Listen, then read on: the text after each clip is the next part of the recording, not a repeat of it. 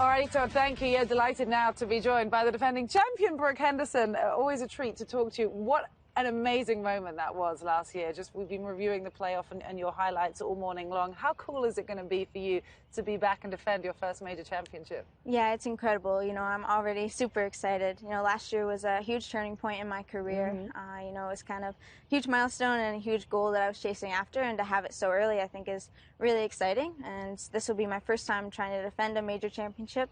So I'm really looking forward to it, and I love this golf course here at Olympia Fields, so I think it'll be a good week for me. You played US Girls Junior here, didn't you? It was the other golf course, but nice to return to a venue that has a little bit of familiarity because this one does change courses each year.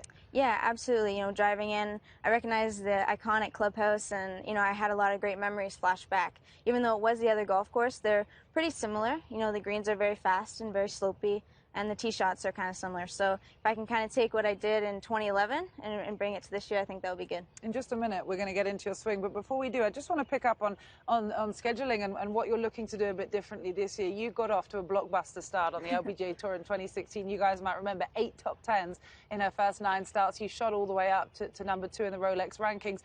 You've started off understandably a little bit slower this year. What have you learned from last year that you're changing in 17? I played a lot of tournaments last year. I played 33 events, including the Olympics, and pretty much a full schedule on the LPGA. The most of anyone on tour, by the way. Yes, yeah, it was a lot. But, I learned a lot about, how my body handles it and mentally as well. And, I learned, the atmospheres and the different courses that suit my game a little bit better. So I can be a little bit wiser in picking and choosing. And, hopefully later, after this week, hopefully start to play a little bit better.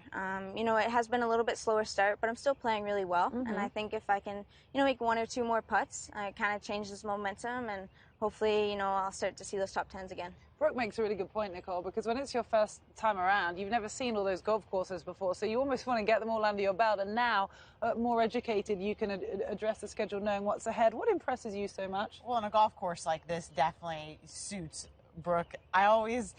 When I watch Brooke play, she's not that modern-day player that is always trying to get in swing positions. You're very much a very artistic, crafty, old-school, gritty player, and that's the one thing that I've always admired about Brooke's game, and we kind of see that. She's going to demo some shots first. Okay. She always has a tendency to choke down on all of your shots. What does that do for you? Yeah, so, growing up, I was 3 years old when I started, and I had hand-me-down clubs, and I just kind of started choking up on them, and that's where I kind of grew comfortable. And I've tried to switch. I've tried to go to the end of the grip, and I just don't hit it quite as accurately. The shorter the pendulum, the more accurate you're supposed to hit it. So I think that's why, and I might give up a little bit of distance, but I'm willing to do that for some accuracy. And Brooke, being creative, she likes to hit fades and she likes to hit draws. Do you mind showing us how you typically hit a fade shot? Yeah, so, I'm not very much of a technical player, very feel-oriented. So the big keys for me when I'm hitting a fade is to open up my stance a little bit. And then really the number one thing about when you're trying to shape a shot is the path of your swing.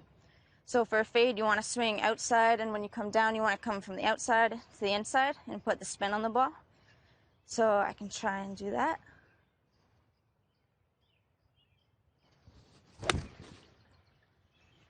Executed perfectly there. How does that change if you want to draw the ball? Yeah, so you want to basically just do the opposite. So I opened it up last time, so I'm going to close it, so I'm aiming further right. And then the path changes, so when you come into the ball, you're going to come from the inside to the outside, and then put right to left spin on it. Okay.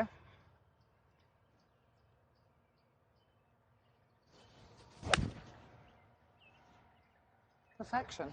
So one of the things, Cara, that I've always been so fascinated about is how far Brooke actually hits it. You want to get this up? up? Do you mind hitting a few drivers for us? Last year, you were second in driving distance at KPMG.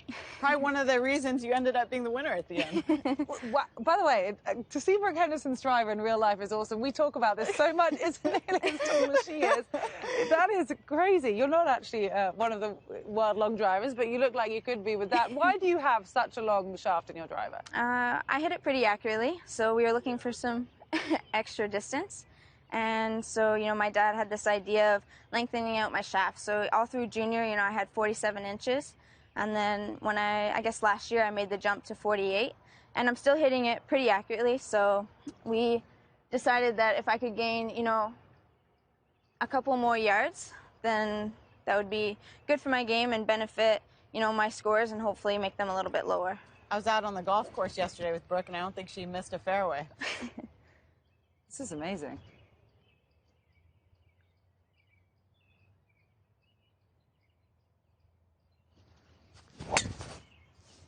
Wow. Long and straight's always a good combo, I would say. So you still grip down quite considerably, a good few inches off the top of that shaft, don't you? Yeah, I do. It's just, I don't really know the reason Comfort. behind it. Yeah, just Yeah. comfort.